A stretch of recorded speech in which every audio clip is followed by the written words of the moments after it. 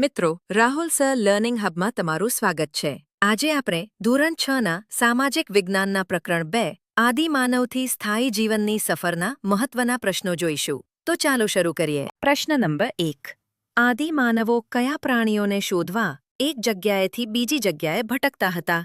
જવાબ છે હરણ અને ઘેટા બકરા. પ્રશ્ન નંબર 2. શિકારી અને ભટકતું જીવન જીવતા આદિમાનવના સમયને કયો યુગ કહેવામાં આવે છે? જવાબ છે પાષાણ યુગ. પ્રશ્ન નંબર 3. આદિમાનવ કઈ ટેકનોલોજી સાથે સંકળાયેલા હતા? જવાબ છે પથ્થરની. પ્રશ્ન નંબર 4. મધ્યપ્રદેશમાં આદિમાનવોના વસવાટ માટેનું કયું સ્થળ મળી આવ્યું છે? જવાબ છે ભીમબેટકા. ચાલો આગળ જોઈએ. પ્રશ્ન નંબર 5. વરસાદ અને જંગલી પ્રાણીઓથી રક્ષણ મેળવવા આદિમાનવ કેવી ગુફામાં રહેતા? જવાબ છે પ્રાકૃતિક ગુફામાં. પ્રશ્ન નંબર 6. આદિમાનવનું જીવન કેવું હતું? જવાબ છે ભટકતું જીવન. પ્રશ્ન નંબર 7. આદિમાનવો શિકાર કરવા માટે કયા સાધનનો ઉપયોગ કરતા હતા? જવાબ છે પથ્થરના સાધનો. પ્રશ્ન નંબર 8. ભીમબેટકા કયા રાજ્યમાં આવેલું છે? જવાબ છે મધ્યપ્રદેશ. પ્રશ્ન નંબર 9. આદિમાનવો અગ્નિથી જાણકાર હશે એવું કયા અવશેષોના આધારે કહી શકાય? જવાબ છે રાખના અવશેષોના આધારે. ચાલો આગળ વધીએ. પ્રશ્ન નંબર 10. દક્ષિણ ભારતમાં કઈ ગુફામાંથી રાખના અવશેષો મળ્યા છે? જવાબ છે કરન્યુલ. પ્રશ્ન નંબર 11. કેટલા વર્ષ પહેલા આદિમાનવ અગ્નિનો ઉપયોગ કરવા લાગ્યા હતા? જવાબ છે 11,000 વર્ષ પહેલા.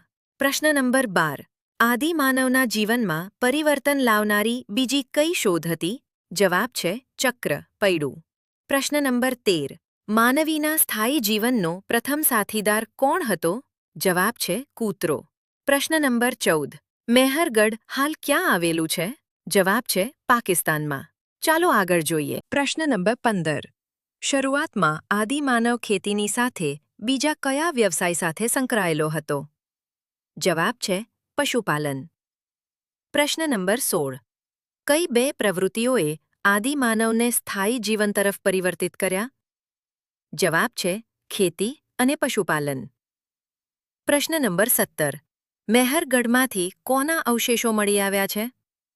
જવાબ છે ઘઉં, જવ, ઘેટા બકરા, પથ્થરના ઓજારોના. પ્રશ્ન નંબર 18. બિહારના કયા પુરાતન સ્થળેથી ભેંસ, બળદ અને ઓજારોના અવશેષો મળ્યા છે? જવાબ છે ચિરાંદથી. પ્રશ્ન નંબર 19. ઈનામ ગામ ભારતના કયા રાજ્યમાં આવેલું છે? જવાબ છે મહારાષ્ટ્ર. ચાલો આગળ જોઈએ. પ્રશ્ન નંબર 20.